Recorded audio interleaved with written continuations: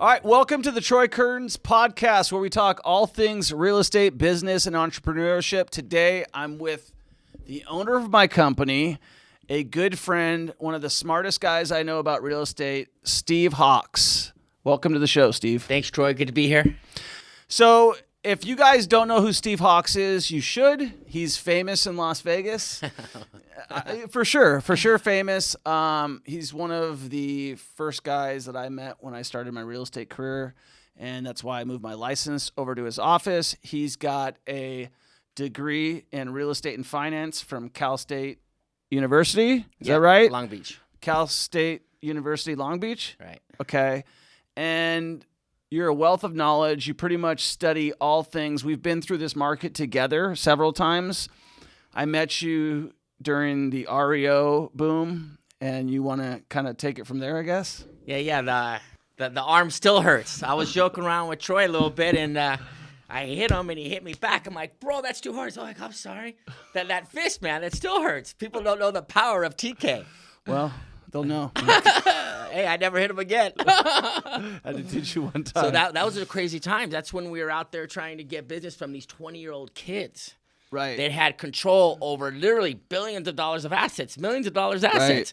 Right. And then, we learned later that, some of these people, they were getting millions of dollars in assets because they were taking care of those 20-year-olds, huh? There's still some of them out there that we know about in our local economy that, made their way up on that, right? Oh, yeah, they made millions. They made millions. Yeah, it was a crazy time. Like for you, let's go back a little bit. So you got your license. You've sold like 5,000 properties. You started getting your license in 1998. I know you came out here as a DHL. You worked for, am I right? Yeah, it was Airborne Express. I was a district sales manager for them because I lived on the beach. I'm like, I don't want Vegas. Are you kidding me? I'll be here for a year and then go back, right? So it was Airborne Express. That's like FedEx, and then DHL bought them. And I did that for 2 years, and I did real estate. So I had two jobs at the same time, real estate, and I didn't want to do real estate. I had no desire to do real estate. So why'd you get into it? Because my buddy was doing mortgages. Okay. And he didn't have enough realtors, so he said, man, I need some good realtors. You'll be good at this. Okay. He met me because they were doing shipments through the carriers, right? And they were a big shipper or whatever. Because back then, overnighting documents was a big deal. Right. Because there was no email, there was no DocuSign. Correct. So, mortgage companies were a big client of ours back then. So you're from California. I actually met your dad. You remember that? Yeah. We actually, that was like 09 or 2010. Yeah. So Steve and I kind of spent some time together. We drove out. We stayed at the Best Western. Yeah, on Beach Boulevard. Out to go. Was that the commercial? Was that the commercial? Actually, I forgot. We went twice. No, that was the commercial one. That was. We met with Croba? Yeah. Yep. Crioba. And we met with what's their names? I forget, on Beach Boulevard. Sky Hill. Sky Hill. Yes. That's right. Sky Hill REO. So obviously we have a lot of history together. Okay. Kind of the way Steve sought me out is he saw that I had taken REOs and went after him pretty heavily. And you actually contacted me and were like, hey man, can you help me out? Yeah. Because I had been doing real estate for about 10 years then, and you were kind of new, I think. Brand new. Yeah. Brand new. Like, yeah, so, we had to learn new tricks, right? Because throughout the 10 years, there was about 4 or 5 guys that did REOs, and that was it. And that was their niche. Nobody really cared about it because there wasn't enough REOs or bank-owned properties for a lot of people. So the 4 or 5 people just kept it, and that was their thing, right? That was like Dan Humiston, Valheims, who else was? The dog guy. The dog Dan, guy. That Fannie Mae guy. Oh, yeah, Jim Hastings. There you go. Yeah. Valheims, Jim Hastings, Dan Humiston, and then Tom Blanchard was kind of trying to get in there. And there was a few other people, and then I showed up. Yeah. And a couple other people showed up. Yeah, you guys got there early and just blew it up, like hundreds of listings, like, wow. And see, we'd been doing the business for 10 years, and 90% of the business back then was either short sales or REOs. Right. That's it. You didn't have a choice. And we're talking not to do it. What years? 2008 to about 2012.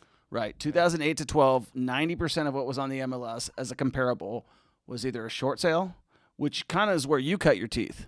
Yeah. I got lucky on that because we were helping a bunch of people that were victims of fraud, and then the FBI got involved with them. And so I started getting a lot of referrals from the FBI, then word of mouth. And at that time, there was only 3 of us that were doing short sales. Right. We also started a movie together. Yes, that's right. That's right. It was big in Hong Kong. That's right. Was that big in Hong Kong? Yeah. Foreclosure City. That got a lot of play for a little bit. I didn't even know that. Yeah. We should put that back. That was I got a bunch of DVDs. I'll drop some off to you. I still got like 300. Oh, really? Yeah. They liked you a lot more than they liked me. I think I got one of them. No, I paid for a bunch because so many people, I probably gave away like 2,000 or 3,000 of them. Or, yeah, some people bought some. Yeah, that was crazy. Those guys came up to you, me, Brandy White Elk. Yes. And we were all in that little show. And I remember, like, you were like the expert, right? They made Brandy the expert, and I was the guy walking around like a bonehead just looking at properties. Yeah, you were the guy that was a trailblazer at that time. Right. We had been doing the business 10 years, but there was no training for that. There was no book on that. That was just like we're in unprecedented times right now. There was no book. There's no book for right now, and it was unprecedented. And you went in there, and you're like, oh, I can take advantage of this, where most of us were blinded to the opportunity at the time and saying, wait, this can't happen. Is this really going to happen? And you didn't have a history of real estate, so you didn't have any bad habits. You didn't have any preconceived notions. Where we all did, we're like, oh, this is not going to happen. This is crazy. Hey, sure as shit, it happened, huh? Right. And I mean, I don't know how many REOs you sold. I sold about 2,200, and I know you sold quite a few as well. Yeah. And I could have sold probably half that, maybe. And I probably could have sold a lot more if I was like, I wasn't like guys like Brian Pelican. They like had all their agents, with more like, they would have like agents in Wells Fargo, like 10 agents in Wells Fargo. Yes. Everything. I was so paranoid somebody taking my stuff that I was like, Ito was like, get me in here. I'm like, no, it's just mine. Yeah. Well, some people actually used, it's not funny, but some people were actually using people that passed away, their licenses. Like there was people that I know that were using, some guys, sometimes they got caught, but they were using licenses from people that passed away to get assets. Real estate license, yes, because they were limited to 25, so they would, those accounts that were limited to 25, they would put 4 or 5 different licenses on there. Let's go back there a little bit, because that actually is a good segue to what's going on right now. At that point in time, literally the market was at the top of the market, which is where we're at right now. The market was at the complete top. The only reason that I knew about it is I had bought a house at the top of the market when I lived in Seattle. Right. And that brought me down here, right? I bought 2 houses. One I still own, 8600 West Charleston Boulevard, which you know. Yeah. And then the other one was on 9039 Alex Creek Avenue. And I bought that as a lot from Ido Gavish when I lived in Seattle, when I'm selling radio advertising. And as I'm like going, oh, wow, this is great. I'm watching my investments tank. Yes. And I'm trying to sell real estate. I'm trying to do open houses, and nobody's showing up at these open houses. I'm doing everything that everybody's telling me, and nobody's buying. It's like 06, 07. And then I'm looking at these guys who've got these REO properties. I think I looked at Jim Hastings' website, and I'm looking, and I did the math. And I'm like, wait, he's got 36 deals in escrow. And I did the math, and I was like, that's $105,000 a month that guy's making right now.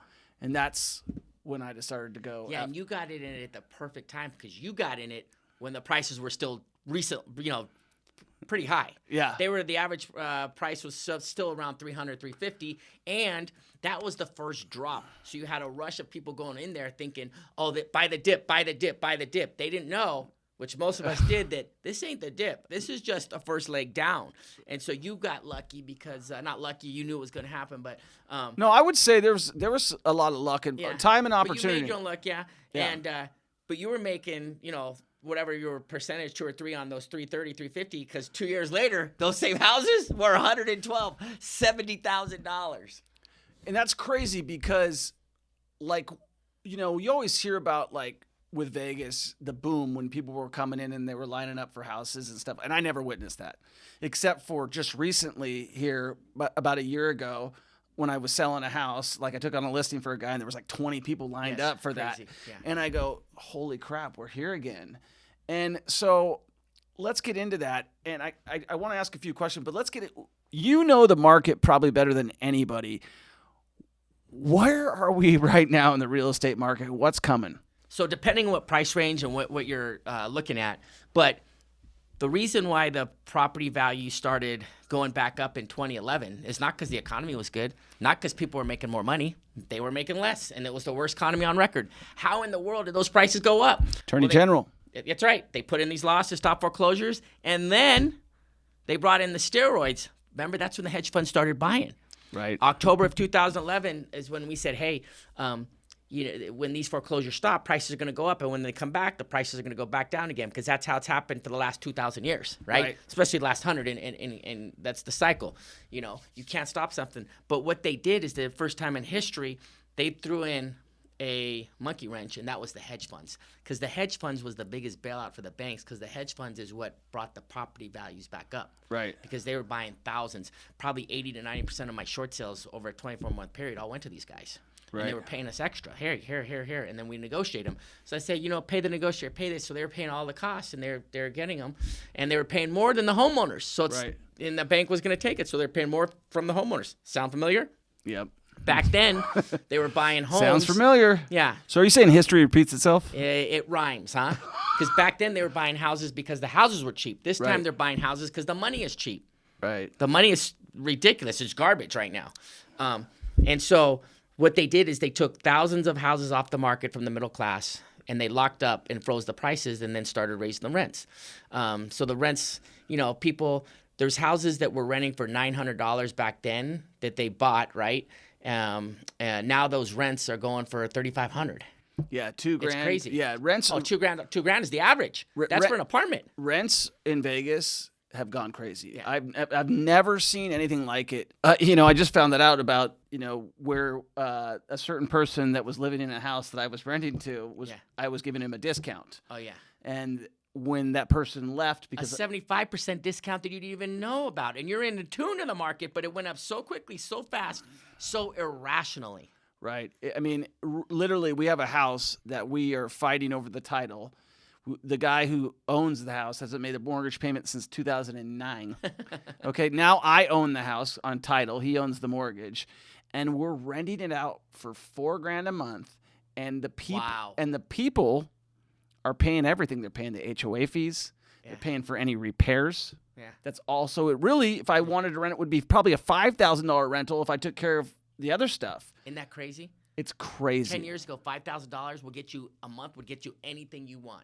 Anything. 10 years ago, $5,000 a month? Are you kidding me? Yeah, it's crazy. And today, it's going to be a big problem. Look, this is 2021 was one of the biggest real estate parties ever, right? Right. So the bigger the party, the bigger the hangover.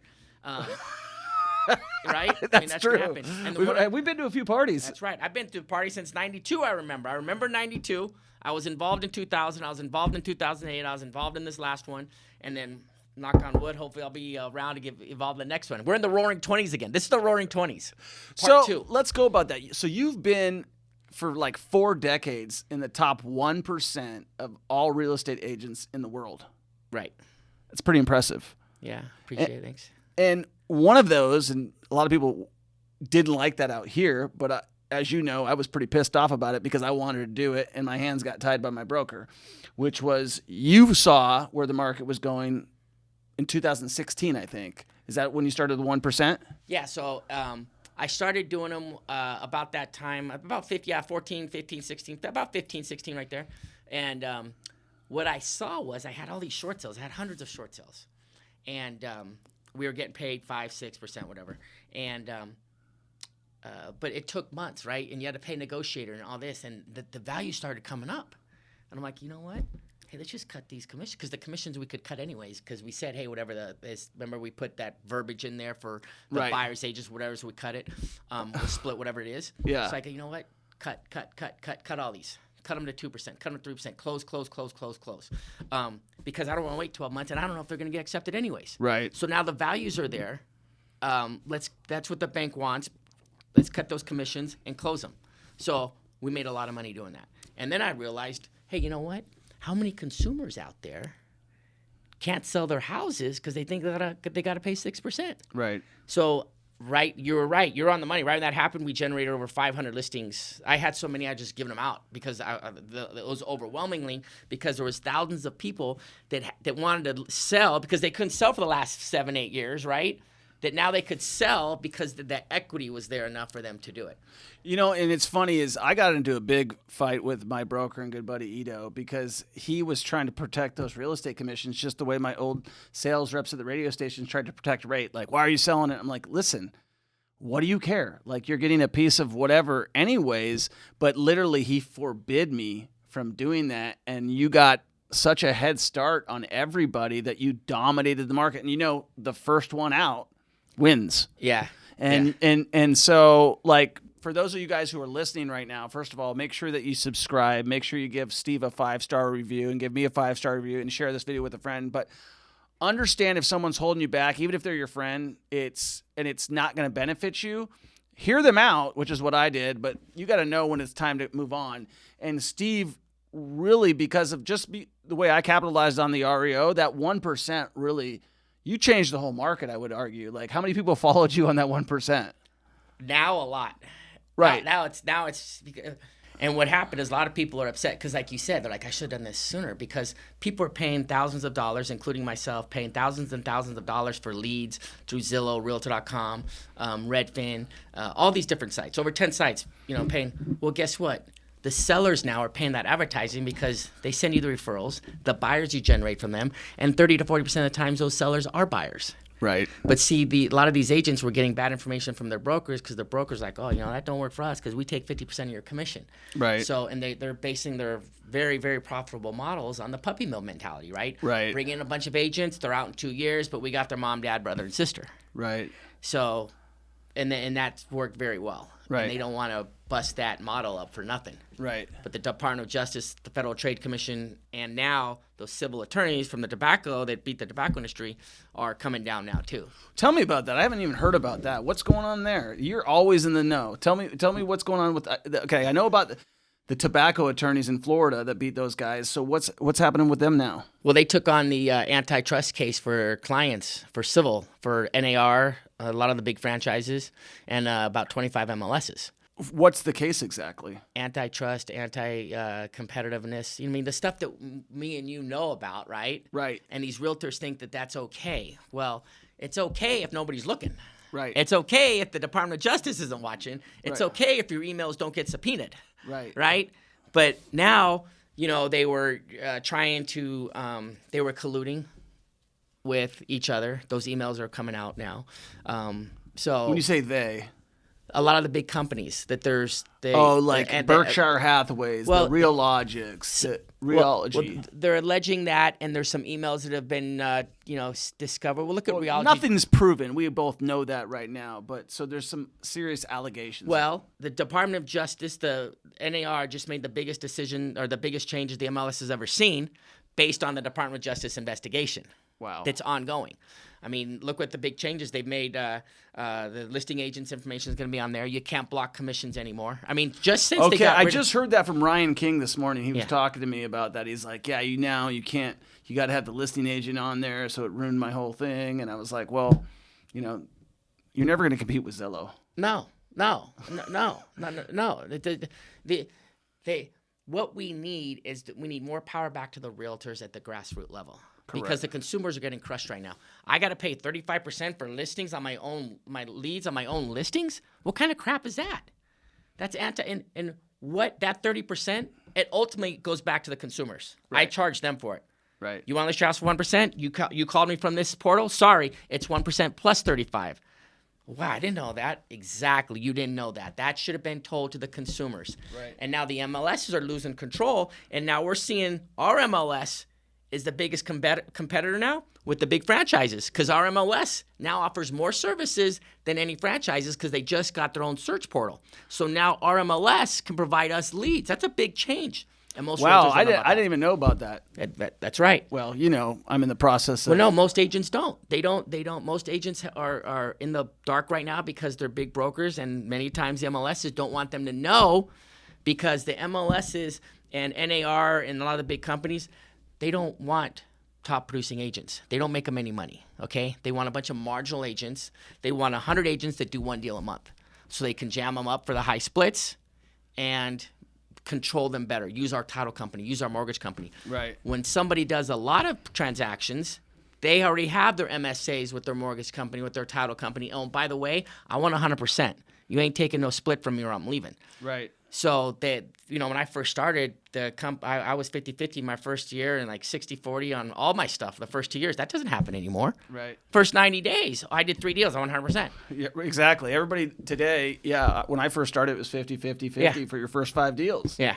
And then, because they knew they were going to get money out of you. And then, everybody said I had the worst deal in town with Ito because I was giving him 35%. But for me, I was getting 65% of everything, and he was paying all the overhead. Right. When the REO boom was going on. Right. But, yeah, splits with agents, when it gets down to the broker level, because the agent doesn't own the deal, the broker owns the deal. That's right. And that's why a lot of agents are getting hammered right now because their brokers are stealing money from them, taking money from them, not paying them their money.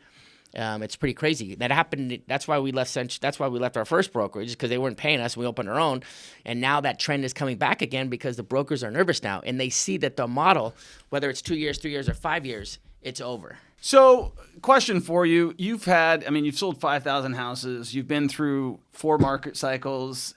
How have you been able to stay on the top for so long? It's real simple. Just show up. Just show up. Hey, here's a perfect example. I just happened to be in the office when a friend called me in 2007 about the short sales. They had she had bought 10 houses, no money down. Right. And they used her information and they were paying her. Anyways, it was fraud. So then she had a friend. And so I got 300 or 400 short sales in a 34-day period, all that was fraud. Right. Right? So I just happened to be there. If I didn't pick up that phone call, she would have called somebody else. So you're saying that a lot of realtors don't pick up the phone?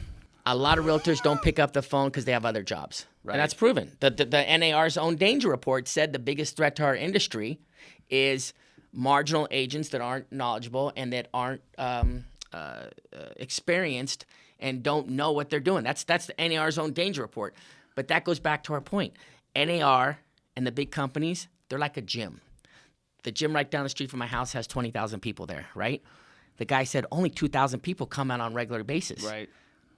Who's more important to that gym? The 2,000 people? Nope. Or the 18,000? The 18,000. That's right. That's why when you go into these locker rooms sometimes and they're gross and people are like, who comes here? It doesn't matter. That's not our people are the 18,000. Same with NAR and the LVAR. They make their money. The silent majority. Yeah. Right. They make their money on, I was just talking to someone on the board. Half of the realtors haven't even been on the MLS in the last 6 months, but they're still paying the same amount of money as me and you. Right. So all the things that they do, these big companies and LVR, NAR, it's to take care of them, right? So a lot of the rules and stuff they put in are to help marginal agents. We've talked about that a number of times about how our MLS really doesn't look out for us. Where does all that damn money go? Well, that's a nice $18 million building down there, right. So, and it's very powerful. The CoreLogic now has been sold. So the MLS, so look. How about this company? They have a free CRM for you. They have a free database for you. And they generate leads for you for free off your listings through their search portal. And they spend money on PPC and Facebook advertising competing against me and you. Do you know who that is? Yep. That's our MLS. Yes. They have their own search portal. Go to the listings now. And here's the funny part. They don't want the listing agent's information on the IDX and that other stuff, but yet when you click their website and it says contact agent, it goes to the listing agent. Right. Wait a minute. That's a competitive advantage they're trying to get over the others at our expense. Right. It should be an even playing field for everybody. Right. And they're trying to do things that give them the advantage because eventually MLSs are going to have to show value or the people are going to go somewhere else. Right. Because there's a very, very good chance now that there might be 2 or 3, quote, MLSs in the future, like Zillow, Realty. Realty's making some big moves right now, too. What are they doing? Well, about 2 months ago, they made a big splash by saying they wanted the listing agent's information on the photos. Agents are like, huh? Why? And then just 2 days ago, they said that the local MLSs shouldn't mandate a commission for the buyer's agent. Right? They shouldn't be mandated in order to put it in the MLS. Well, they're setting themselves up to be a future MLS because they see the writing on the wall. They have the information that I've been talking about. They have the information that I know about, that you know about, that 95% of the agents don't know about because it's been hidden from them. Right. And the information we've been sharing over the last 2 to 3 years, well, they know. Well, now it's coming to a head because you got the Department of Justice that's been going on for a few years, and then you got the big civil trial now that's coming into the discovery part. So where do you think, like, if you're going to become an agent, you're brand new, let's say you're 18, where do you think this thing goes in the future? Do you see agents going away? Do you see, like, more agents there's being less agents but more higher paid, more educated agents? Or what do you see happening? So if everything plays out like most people think, the Department of Justice and the civil attorneys want the commissions to be 1% to 3% total. And people are like, oh, no. Well, first of all, a 1% today is like 3% 10 years ago. Right. Okay? No questions about that, right? And less work. So On the West Coast. on the West Coast, yeah. Aren't the prices up pretty much 200 or 300% in the last 10 years on the... It's everywhere, Yeah. but it's a lot different on, when the house is worth $500,000 in Hyde Park that was worth $30,000 in Hyde Park, Yes, 10 yes. years ago. We're talking about a little subdivision in Las Vegas. Yeah. And then you've got a place like Mississippi where the property was worth $50,000 and now it's worth $90,000. Yeah. Right? There's a big difference between that. Even though it's probably percentage-wise the same, it really hits the agent or the buyer or the seller a different way. And guess what? In that particular situation, see, all they're saying is be flexible. Right. Have a market rate, right? Nobody's going to complain about paying 6% for or for a $90,000 house. Right. It's not that much money. But people are going to be very upset paying 6% for a $900 or $1 million house when the person that just did it just got the real estate license 30 days ago. And there's a lot, so let's talk about that. So one of the cool things we always hear about is how easy it is to get a real estate license, right? That's right. And for me, I got my real estate license literally in Oregon for Nevada, driving down 3 hours to go take the test for wherever it was. And then I started selling REOs like crazy. And I literally knew nothing. So I'm probably a testimony that it doesn't, like, I remember when I was first doing my BPOs for GMAC. Yeah. And the guy's like, where'd you come up with this price? Yeah. And I was like, well, I went a mile out and found the lowest one. And, that's the price. Right. And he's like, well, and I got educated by the banks. Yeah. I didn't get educated by. Wasn't that hard? Yeah. All they're teaching you is in real estate school is law and this and that. None of the stuff that you ever use. They teach you in real estate school the same thing they teach you in high school and college. Absolutely nothing. Now, if you're being a doctor or a chemist or a architecture, that's different. Engineer. Right. But for my regular, I don't use nothing from high school or college. Actually, the only class I use from high school and probably more than even college is the typing class. For I sure. took a Best typing class I ever took. 100%. Me too. Yes. Seventh grade, best class, ASDF. I'm so thankful that I can type like this and not look. I'm like, oh, this is great. Best class. Yeah, by far. I use that. They should have taught us how to spend money, how to get loans. All this stuff is what they should have taught us. That's a different story. But back to the question, is it too easy to get your license? No, it's been the same way. It was easier back in 1998, 99, actually, much easier because you took less time and less hours. Yeah. So they keep on adding all these hours. That's all nonsense, and they lie. They know what the big problem is. The problem is these big brokers, NAR and LVR, make it easier to be a part-time agent. So in 1999, there was 5,000 agents, and there was 4,500 that were full-time because you couldn't do it part-time. Right. You had to know the market. So that was the big difference. Then technology came and, Realtor.com, Zillow. That was the biggest change in real estate because it allowed you to work part-time and not knowledge because guess what? I 80% of my time, I'm like, why am I doing this? Right. I don't have to search the neighborhoods anymore. I don't have to go drive by houses. I don't have to look at nothing anymore. It was kind of weird, but see how this works. I just sent them stuff. I didn't even look at it anymore. Get a bunch of people to write me reviews on my profile. Yeah, I didn't even look at it. Steve's a great guy. Right, I didn't even look at the properties. Mom, Dad. They would call me and say, I want to see this property. Never again did I hear, I don't like the kitchen. Let's go. I like the house, but I don't like the area. I don't like the schools. I never got that anymore That was a big thing. I used to preview houses. I quit previewing houses because people bought stuff that I thought they would never like anyway. So I just took them to every house that fit their criteria.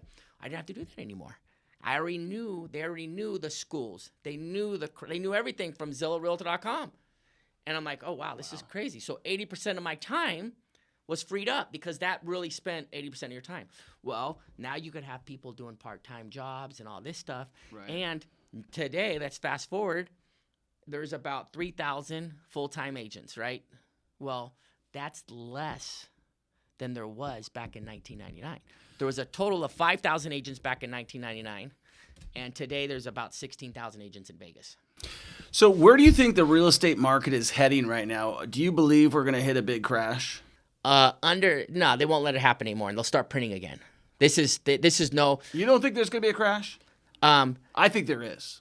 Well, there might be a small crash for a little bit, but they'll start printing money again because there should have been a crash in 2014. But what did they do? They kept on printing this crazy money, and now they're printing even more. And now, don't forget, these hedge funds have $1.4 trillion. But what's going to happen with crypto coming on? We know that that's going to crash. We know that the currency market. I'm talking about housing, the stock market, crypto. That's going to crash. But here's what I'm saying. Okay, so let's go down that. So you disagree that the housing market's going to crash. Here's the reason that I think it will crash. Wait, certain segments. So let me make this specific. This is different this time. Okay. Under 500 in Vegas, it's not going to crash because they're owned by all corporations now. Okay.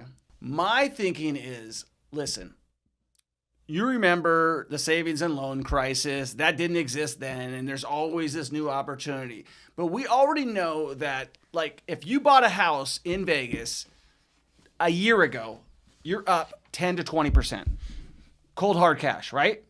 If you bought a house 2 years ago, you might be at 40%. Yes, you are up 40%. Okay, so knowing that that's what happened, and knowing that you just said the stock market's going to crash, and knowing that we believe that crypto is going to have some effect, that is going to topple the real estate market. That other segment is going to topple something else. Something else is going to affect, like, if the stock market crashes, then the real estate market will crash.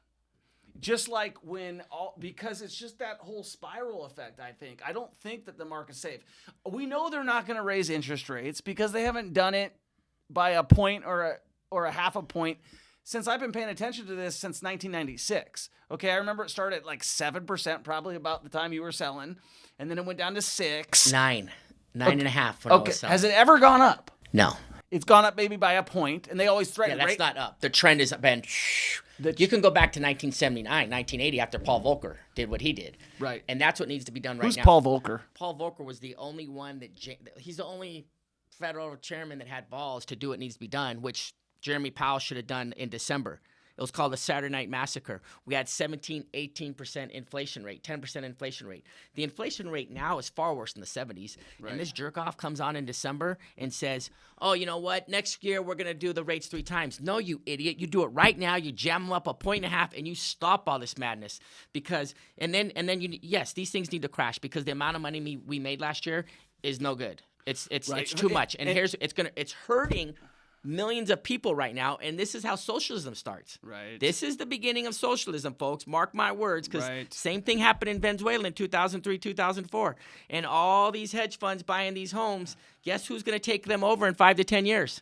Right. The United States government. Well, it's so interesting. So let's go into that now that we're going down that rabbit hole. But let's talk about the housing crash, okay? Okay, so let's talk about the housing crash, but I want to go back to Venezuela. So let's just remember to come back there. Definitely. So every major crash happened all the way back to the 70s, happened when the Fed stopped printing money and raised interest rates, right? So if the Fed doesn't stop printing money and raise interest rates, you won't see a crash in anything. It's impossible. You're going to see the dollar crash, but you're not going to see the assets crash because they keep on going, look at the stupid crap NFT, these animals they're buying for $150,000. Do you know what an NFT stands for? Non-fungible token? Yes. I mean, come on, man.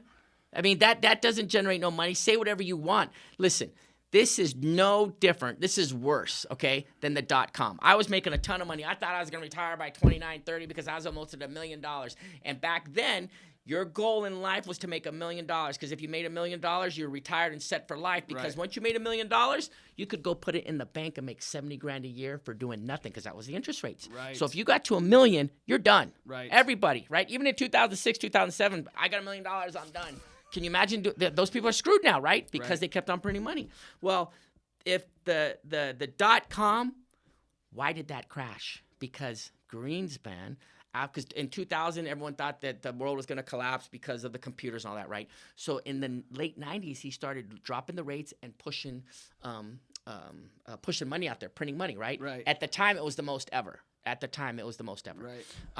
And so after nothing happened in 2000, he goes, oh, I'm done. Let's go. 90 days later, the .com bubble crashed. Do you remember? Because what there was no it, free money. Like, you literally could have, just like these NFTs, like you just mentioned, you literally... No difference. If you had a website with a good name and you were going public, you were making money. You didn't have a good name. What You was didn't it? have to have a good name. There was so much money. Grocerystore.com? Everything. There was so much money out there. They had nothing to do. They just put it there because what am I going to do with my money? I can't buy anything. There's no houses to buy. There's no. They just put their money out there, and it was going up and up. I was sitting on my laptop on AOL, just going, making hundreds of thousands, thinking I was like, oh, this is easy. What are you talking Same about? thing happened for me. I bought Emulex stock, if you remember that, like because it was on Investors Business Daily. Do you remember that magazine? Yes. And I bought it. I was like EMLX, Yeah. and then I made 50 grand, and I'm Yes. like, I'm a genius. Yes. I bought Sun Micro. I bought Scientific Technologies. I bought all the tech things there, and then everything collapsed. And then when it went down, I'm like, oh, don't sell. It's gonna go back up. We bought more, right? Because you're supposed to. WAMU. That was my Yes, WAMU. yeah. Because that's what you're supposed to do. And then the only people that knew the game was over was the elite hedge funds. Because we didn't. Why would it go back down? So you just Because mentioned back then you didn't have access to the money being printed and all that. you just mentioned a key word, and I think it's something that we need to really drive home the point. It's a game. 100%. It is a game. So for guys who are talking like, all right, so first of all, let's go back. We just talked about printing money. Before, if I always hear people talking about gold and this and that, the other thing. If you look at gold for 100 years, it's down big time. That's right, because it's manipulated now. It's been down for, it's never really done anything. If anybody actually wants to, we'll have to put up a gold graph, but gold is manipulated. The whole thing is fixed. The Federal Reserve is not federal, and the money's not real. That's right. Okay? That's right. So that's the whole situation here. We're not dealing, so until crypto has the central bank of whoever, right? Because we can go way back and say, who really controls the Federal Reserve? Do you know? Right. Jekyll Island? Yeah. That whole situation, if we go back into Jekyll Island, the meeting of the bankers and everything like that.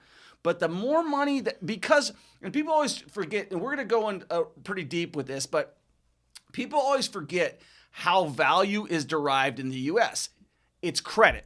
It's only credit. The amount of lendability. You think about it, when the economy crashes, or if you're in Mexico where there's not as many financing options, things are valued less. Yes. In the United States, where I can finance college debt, why is it so expensive to go to college? Because the government guarantees it, and because it's financeable. Why wasn't it more expensive back when my parents went to school? Because it wasn't financeable. But the minute you can establish credit with it, it becomes more valuable. Now, why is our money, listen, the trade rate for the dollar is still good. I was just down in Mexico. I just came from Mexico here. And in Mexico, the trade rate for a dollar was 21 pesos per dollar. Okay, that's what the trade rate is right now. 5 years ago, it was 15 to 1. It's been lower when I've been over the past when the economy's been worse. Yeah. Well, remember Canada too. Right. And so what's going on is, the dollar's connected to oil, right? The petrodollar, correct. Yeah, the dollar's connected to OPEC. That's when 72. That's right. Right. When Nixon took us off the gold standard, and then they said, well, how's the dollar controlled? Well, now it's traded by oil. Now as oil's going away and crypto's coming here, and we know that Switzerland's almost on digital currency and other places on digital currency, and we know that money's fake. What I see happening is, and I hope this happens because I'll be famous if it does, but what I see happening really is that crypto gets regulated by the central bank. The dollar goes away, and they control everything. Yeah, it's going to end up like the .com. You're going to have a few big tech companies left. So when they stop printing money, if they stop printing money, remember, they are still, when you hear the taper, it doesn't mean they're stopped printing. They're just printing less. Yeah. Right? And then if they raise rates, then you will see all the cryptos crash except the top 3, right? They'll still be around. Just like after the .com, the top companies, even Amazon, Microsoft, they all crashed, but they lasted and they thrived. So the top 3 cryptos will probably last and thrive. But these others, these NFTs, all this garbage, will get crushed just like the .coms. All right. Because just remember, the .coms, they had the belief that they were going to actually make money someday. These are never going to be cash-producing assets, ever. I want to take And real quick, Yeah, the go ahead. reason why Bitcoin and crypto is so popular right now, because it started in 2013, really, Right. and it's because people were pissed because they invested in gold, because gold and silver is supposed to protect you against this crazy-ass printing of money that the central governments have been doing. All of them have been doing, all right? And people are like, wait a minute, man. This silver's worth $20. It's worth $20 a day, but you increase the money supply by $2 trillion? So then whoever thought of Bitcoin was genius, because he's like, okay. Satoshi something, right? Yeah, we're going to create a new gold where it's a fixed asset. So you just can't create a bunch of stuff out of thin air. Right. And that's why crypto is so popular now, because the younger generation's like, I ain't buying this gold crap. You lied to me about this. You lied to me about this. We're going to go over here. See, that when people are saying like the government is going to create a digital currency, yeah, but it's still going to be garbage, because the reason why Bitcoin and some of these others are worth money is because there's a limited amount. Right. It's the blockchain. I'm reading a book about it. I'm not investing. I wanted to invest in crypto in 2013 before you could even buy it. Yeah. Remember, it was so hard you couldn't even find a way to buy it. Right. And now it's abundant and everybody's talking about it. In fact, if you guys want to know if crypto's fake, all you got to do, or if you want to know if crypto's a scam, there's all these bots on every one of my TikToks, on every one of my messages that pump crypto. If it was real, you wouldn't need to pump it. That's right. If it was real, you wouldn't need to promote it. That's right. You wouldn't need to, but I wanted to go a little bit backwards because we kind of got all into business. And one of the things that I want to talk about is you and kind of how our lives have changed at pretty much the same time. I will say recently, but it's been a while now. You recently got married. Yeah. And right before you got married, we got to put a picture of Steve. You got shredded, dude. Let's talk about that a little bit. That's, health is the new wealth, right? 100%. Yeah. Everybody's addicted to something, so you might as well get addicted to something good. So you get addicted to working out, you get addicted to eating healthy, and then you see the life, you see the changes, and then you see, and it motivates you to do more. Just like you. I mean, oh wow, I can make this much on this. You do more, right? Right. Same thing, and same with you. You got healthy. You're like, oh wow, that's the motivation. It's that first week. It's that first 7 days. It's the very beginning that's the hardest. Just like running. Right. I used to run 30 or 40 miles a week.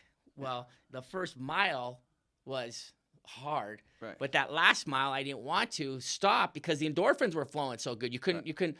So yeah, once you start, working out, you see all that, and as you get older, when the grave is a little bit closer to the cradle, you gotta start making some changes, right? Well, that's my case. Your case was like you just, I don't know what you did, but Steve got ridiculously in good shape. We're gonna have to throw a picture of you. I remember you were like 6% body fat or something. Yeah, like it was veins popping out of your fingertips and stuff like that. And 315 8 times. Oh, is it really? I mean, we worked out a couple times together over at the LVAC. I know you're still dedicated to the gym, but then your life changed and you got married. Yep, got married. To actually, I think it was your workout partner or something, because you guys both got shredded together. Yeah. She I met Ashley at the grievance committee. Actually, there is some good use to that place, right? So you met Ashley Hawks. I remember. So you got married. How long have you guys been married now? 2013. So. 2000. You've been married longer than me? Yeah. Oh wow. Yeah. So you guys have been together for how long? 10 years. Okay, so you guys have been together for 10 years, and you guys have children together? Yep, we have a 7-year-old and a 2-year-old. So we've got Aubrey Hawks. 21 months. And what's your other child's name? Hudson. Hudson Hawks. Hudson Hayes Hawks. Triple H. Triple H. How has that changed your life? Oh, it's night and day. I mean, obviously, I don't have 6% body fat anymore, but you gotta. I eat a little bit better. I get, so as anyone knows, it changes your life completely because there's no more me time. Right. No more me time. Yeah. Well, I'm 24/7. 24/7. Even if you're on me time, you're still thinking about them. You're still, there's no, that's your main focus. That's your main priority. Your main meaning. But you're happier. I see that. I see you as like being an awesome father. You love having children. You're a great father. You've got one girl, one boy, so you're not getting a complete payback. And you know what I mean. You know what I mean. But you've been a great father. Your wife is super active in the real estate community. She's got like one of the best property management businesses in town. How many properties does she manage? Yeah, she's got a lot.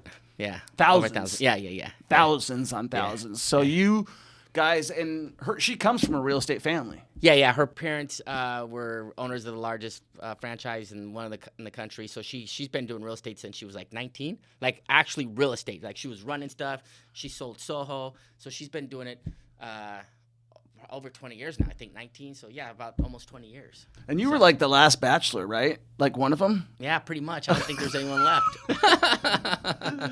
So I'm super happy for you. I moved my license over to Steve because he was a good guy. Thanks, you know what I appreciate mean? it. When I had a decision to make, I'm a loyal guy. I stayed with Ito for, I guess, 10 years, and then he decided to go back to Century 21. And I was just like, I'm not doing that. You know what I mean? And I had already stayed longer than I really wanted to, especially with the 1% commission thing.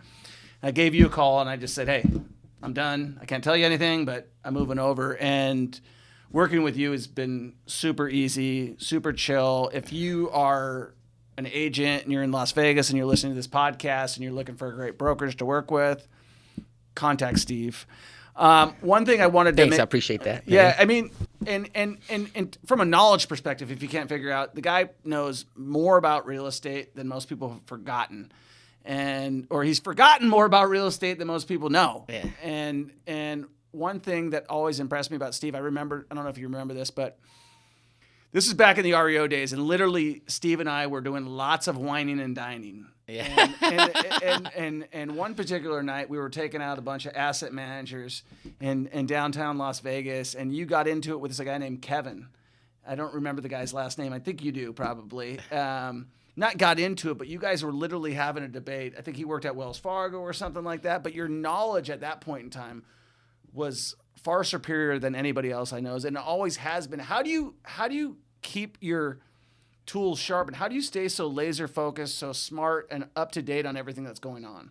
Well, it goes back to college where I did have a couple classes where, my finance degree, economics, and I had one of our professors was on the Chicago not the Chicago Stock Exchange, but commodities. So I learned a lot there, and a lot of the things that I saw happening, we had to be laser focused because I'm like, wait a minute, the stuff that I was taught and the stuff that's been around for all these years isn't happening anymore. These trends are being blown up. So I noticed after the first mistake, so in '92 when there was the big meltdown in California, I worked for this at the Marks and Millchap. This guy had all the foreclosures for the apartment complexes for a home savings and loan. That's when you were talking about savings and loan crisis. Right. Why did the savings and loan crisis happen? 2 reasons.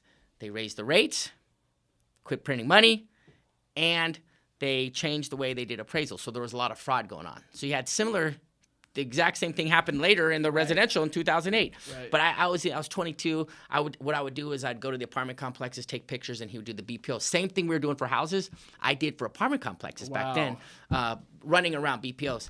And so he was living at Denver home savings and loan crisis. So that really hit me because guys that were done for life were coming into the office, this high rise. I worked at the World Trade Center in Long Beach. They were coming in crying. These guys had Bentleys and everything. They bought these $5 million apartment complexes, which was a lot of money back then. That's like 40 or 50, 100 million now. Right. And they put down 500,000. Short story, they lost it all because the rents dropped, right? Because so Cash flow's king, baby. That's right. And so that always stuck in my head. And so then 2000 comes along, and I see, oh, wait a minute, I'm genius, blah, blah, blah. Well, I wasn't making money because I was a genius. I was making money because the Fed was printing money. Right. and making it real easily. So these hedge funds and these other guys took all this money, borrowed this money, and were buying stock. And they didn't have enough stock to buy, so they kept on buying more and more and more of this other stock. It had nothing to do with the economy. And then in 2008, same thing. And I can go on and on. But so I had to stay. I wanted to know what was going on, because what we were being told, we were being lied to. Because the economy isn't going up because of this. We're not creating jobs because of this. This is happening. Prices are going up, not because it's in demand, but because there's more money out there. Believe half of what you see and none of what you read. Right? That's right. That's right. And okay, so let's go into that. So that kind of goes to my next point, my next question. So you're on Instagram, you're on Facebook. I always see you on social media talking about this, talking about that. Do you think social media has changed the landscape for real estate investing? 100%. How so? So you can get more knowledge out there, and then you get the truth. Can you imagine if I would have had social media in 1999? I would have sold my stock right when they were going to do what they were going to do. Right. Right? That's what all the people in the know did. Right. I could have been done. But I didn't know. So social media now, like your experiences, your knowledge, that's out there for free now. And it's uncensored. It's uncensored. That's the most important thing about social media. If you find it right, it's uncensored. And you can find out what for people now, are right? doing. Yeah, well, yeah, for now.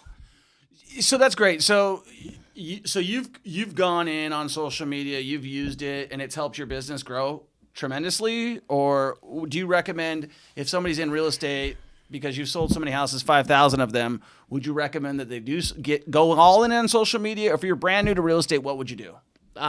Start hitting the social medias, get your sphere of influence up there, and then get on a team or get with somebody that can mentor you and get you under. Don't try and learn this on your own, and definitely don't take, I hate to say this, but these coaches, these national coaches, don't waste your money, because they're teaching you to be a mediocre marginal agent. In fact, their failure rate is 95%. That's what they tell you. These big puppy mills, they put you on, they have a 95% failure rate. That's not me saying that. That's what they tell the agents right there. Now, let me ask you. You come to Platinum, you got a 98% success rate, no BS.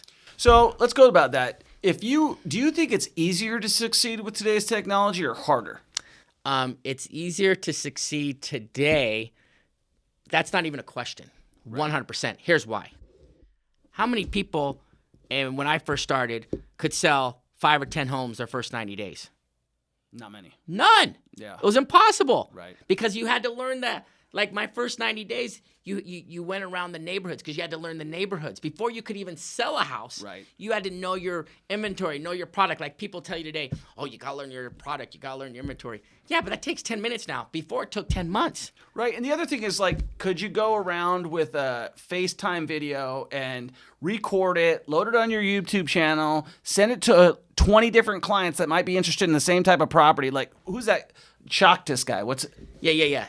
You know, he's made a name for himself just filming YouTube videos, yes, of just new houses. Yes. So now he's not only making money by selling new houses and is referred to as the go-to guy, but he makes money from his social media, and everybody knows about it because he's stayed consistent. Right.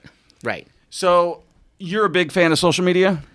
As one avenue, yes. As one avenue. Yeah. But that is also, so if you're someone like you that has information to educate and to teach, it's really good. For an average agent just starting, it's less impactful. You have to use it. You have to use it in a different way. For you, it's super more advantageous because you're bringing value. A brand new agent isn't going to bring value to anybody. Yeah, and let's talk about that. So, one of the reasons I got into social media was exactly because of what you just said right there. I saw a lot of guys who were teaching stuff, and I was like, they don't know what they don't know what the hell they're talking about. They're lying. They're lying, and people are believing them. And I'm like, you know what? I started broke. I own 350 rental units. Nobody taught me nothing besides the people that I listened to and the YouTube and guys like, just from doing it myself. And I'm listening to these guys teach people, and I'm like, they're not teaching them right. Yeah. So my reason for getting on was I felt like if I give a genuine message of like success, then I'm going to get more followers than the next guy. And they're going to see the truth. But the reality is people want to see the fancy stuff, and they want to see that.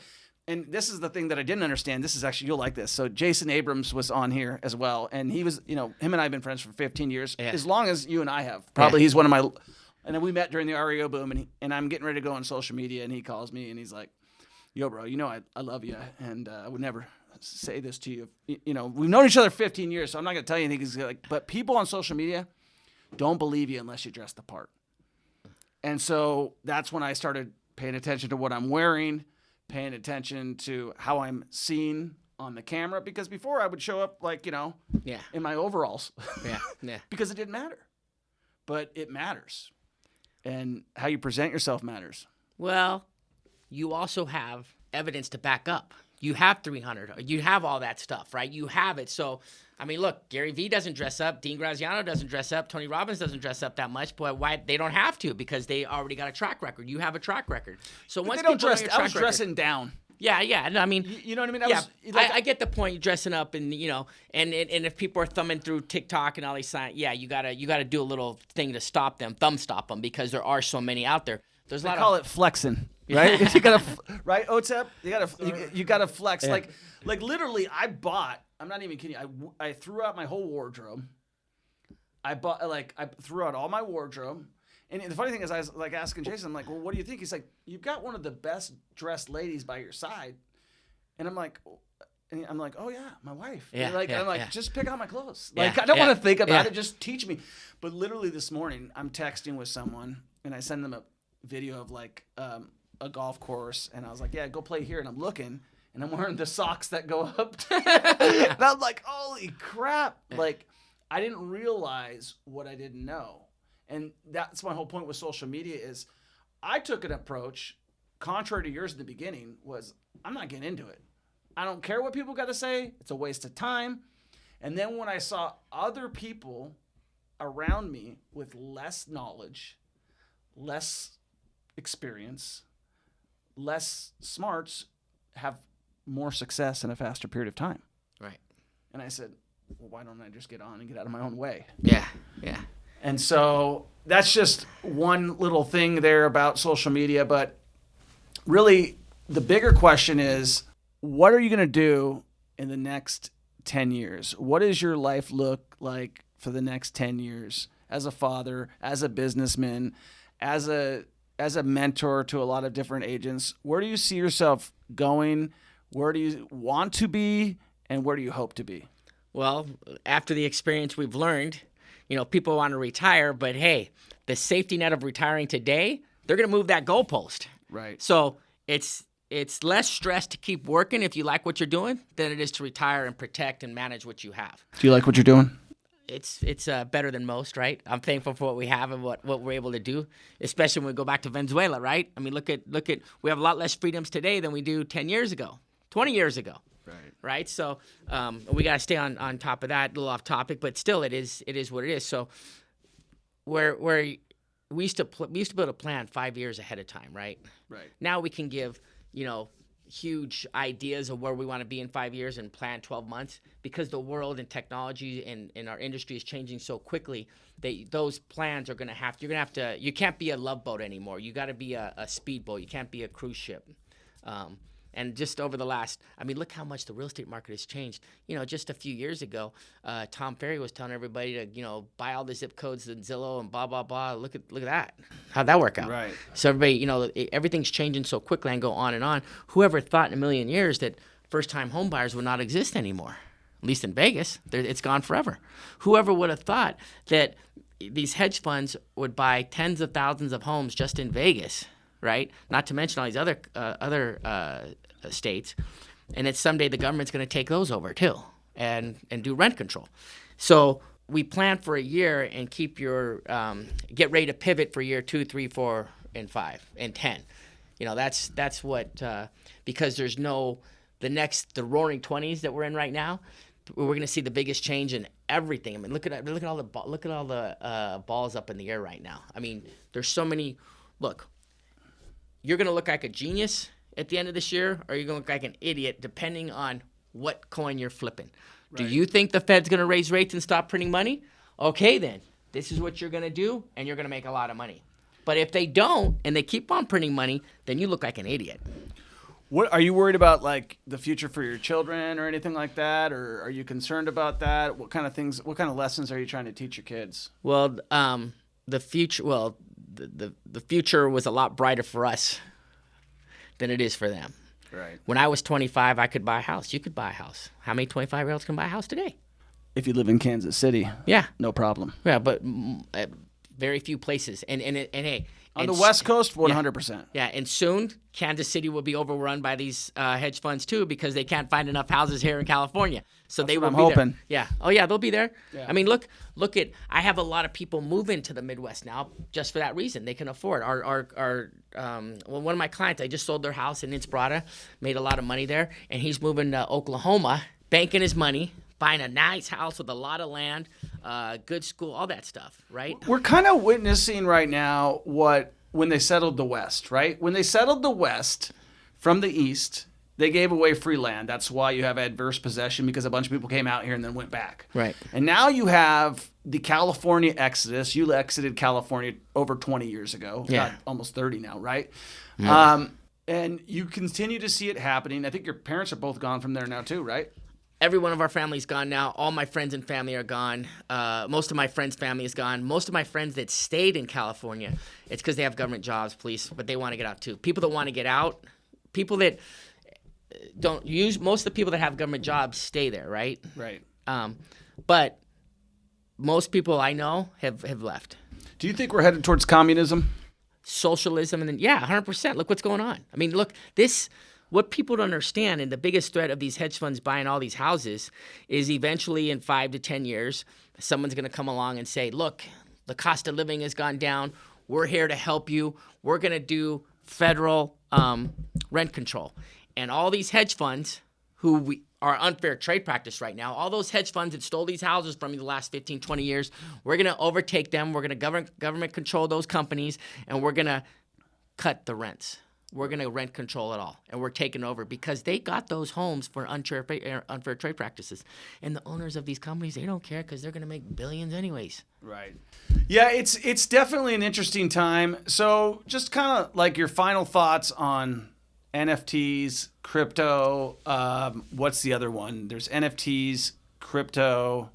Am I missing one? Something in the metaverse, huh? Yeah, well, there's the metaverse, which I think is part of NFTs.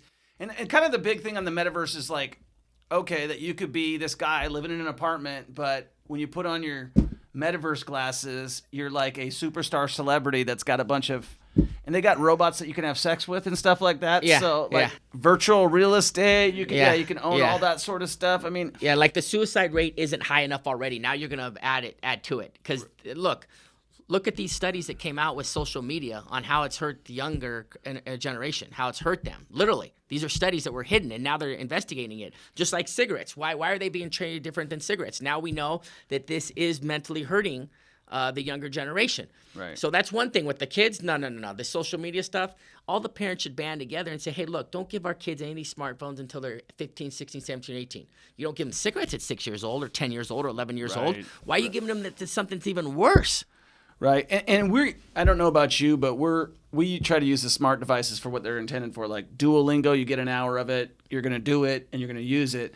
But those kids, I mean, my son will literally, if we give it to him on the plane and stuff like that, but we're super controlled with how much time and screen time they have. Obviously, it's something that you have it, but man, you're not lying. It's a drug. It's a drug, just like pornography is a drug and it's so available to the internet. Yes. And I really believe that these internet companies aren't regulated enough. 100%. They got out of control. Yeah, and they're hiding stuff from us. They're hiding the damage that it does to people. And my 2-year-old, or 20 months old, Hudson. Yeah, Hudson. He Hayes Hawks, Triple H. That's right. So we give Triple H the little, I don't know, it's not an iPad, but the little kid one, right? Yeah. He already knows how to go on and get Daniel Tiger. He goes on and watches YouTube music we have for him. He does that by himself. Right. And guess what happens when we take it away from him? Christ. All hell breaks loose. Right. He goes into and he won't stop. What is that? That didn't happen when you're playing with box or you're outdoors. And it didn't happen when we were watching TV. Right. Because what happened when, I don't know what the difference is, but the difference between the phone and the little iPads is massive, because after an hour or two of TV, we'd go outside and play. Well, these kids will play for 14 hours. We actually figured it out in the social media. It's called pattern interruption. And pattern interruption is if it's just me, you and me, monochromatic, just us looking as on a television. That's the way television used to be shot, broadcast. It doesn't stimulate your brain. But as you switch it and move this angle and that angle and that angle, it stimulates it. So when the kid's playing, it's stimulating that serotonin in their brain like a drug. Yeah, it just like a drug, because they did that study that came out that, and they knew about it, that when kids get likes and stuff, the dopamine, it's like a high, so it's an adrenaline. They get how many likes are on my picture. It gives them that they did that on purpose so they'd get the dopamine. And my son, he's like, because they see what I'm doing right now. And they see the time I'm spending on social media trying to learn it. My son's like, can I get a TikTok page? Yeah. And I'm like, I'm not opposed to it, because if we're working together and I'm teaching him something, I'm not opposed to it. But I also know how dangerous it is. Yes. And that's just like with any tool. Like if you're using like exactly. If you're using a tool incorrectly, you'll kill yourself or you'll hurt yourself. Everything that's been invented, most things anyways, is good and bad. TV has good and bad stuff, right? Right. I mean, name one thing. The telephone has good and bad things. People, connect with their family. They buy a house. They make connections. But also that same telephone, people call old people and other people and scam them out of their life savings. Right. The same phone. Same phone. There's no difference between that and what social media is. But we have to educate. People have to be educated, and that's where the corruption, and you're talking about communism and socialism. Well, we're almost there to the fact that the propaganda machine's out. Right. I mean, how is this not out there? What they're paying these lobbyists? It's more of an oligarchyism, right? These big corporations are controlling the government. So it's a different kind of. It's like they keep on blaming capitalism, but this isn't capitalism, because guess what? When you make a mistake in capitalism, you lose everything. Right. If you're high enough on the totem pole, you could make all the mistakes you want, and you're not going to lose money. Well, the funniest you get bailed out. The funniest thing is two things and I'm going to wrap this up, but I want to summarize on a couple things. Like you just mentioned, that thing, and it makes me think about like the recent election that we just had. Number one, you realize whether those results are real, and that's whole hyperbole. I don't know any of that stuff, but we do know that the emotion of hate is stronger than anything, because I would argue that more people voted against Trump because they hated him versus voted for Biden because they liked him. Oh yeah, 100%. Right? Like when I talk to people right now, and I'm like, listen, and that's a hard thing to defend, because Trump is a hard guy to defend. Yeah. But whether you voted for him or you didn't vote for him, you could say like he at least told you what he was doing. He was at least accessible. Most transparent president. The most transparent president. And then you got this guy Joe Biden, who's our president now, who's been in office for 47 years. His kids on meth. You've got all these articles, all these things, these bad things happen, and everybody's ignoring it. Yeah. It's just crazy. It's exactly what you said. They're ignoring it because the media doesn't give us the truth anymore. Correct. Whether you watch Fox or CNN, what happened to a regular old news station? What happened to? And now we have these without tech somebody companies with an opinion, right? Yeah, just tell us. Let us have the opinion. Back in the '90s, it was pretty good because you had Walter Cronkite. Yeah, but you had what's his name? Sean Hannity and Alan Combs. You had a conservative and a liberal doing it together. That's how you don't see that anymore. Right. That's how you can get both stories. I heard an interesting factoid the other day that Joe Rogan, and I don't know if this is true. If it's true, or if you know it's true, comment below if it's not anything. But I heard that Joe Rogan on his podcast has more followers than CNN. And Fox and the others combined. He got, I think, on one of his videos with that. So you Malone, know this, yeah. Yeah, so I think with that Dr. Malone guy. Yes. Double check this, but I think it was like 90 million views for that, right? Right. That's more than CNN, MSNBC, all their shows combined for that day. All the viewers combined. I think Tucker Carlson is number one with like 3.1 million viewers per night. Joe Rogan blows it out. Why? Because people are hungry for the truth. That's why on my social media, what do you do that's so special? I don't do nothing special. I just tell the truth. Right. That people won't tell. So just to give some final thoughts, what do you recommend people who are listening to this show, people who are trying to get started in real estate investing? You've flipped how many homes? Over 500 in 20 years. Over 500 in 20 years. What do you recommend for people who are trying to get involved in real estate? What do you recommend for people trying to get involved in real estate investing that they do right now? So if you're going to get your real estate license, it's real simple. You want to go work with the team, try and find someone that has a bunch of Realtor.com or Zillow Flex programs, right? They dump you in, you learn a lot real quick. That's how I learned. The guy had a yellow page ad, right? So you want to just jump in. That's how you learn, because guess what? When you make mistakes and it's costing you money, you'll never make that mistake again. Right. That's why agents make so many mistakes today, because a lot of new agents do that buyer-broker agreement. They make all these mistakes that people think they're idiots and they have to use them, so they never call them and give them referrals. Right. When you get a lot of buyers and sellers, look, there's only 5 or 6 questions you have to answer. Repetition. That's right. Right. And just throw them in there. Stop all this nonsense about, calling and trying to work your sphere of influence, because you're a brand new agent. Your sphere of influence isn't going to use you, right? Your mom and dad might. Get in with the team that can produce a lot and then go it that way.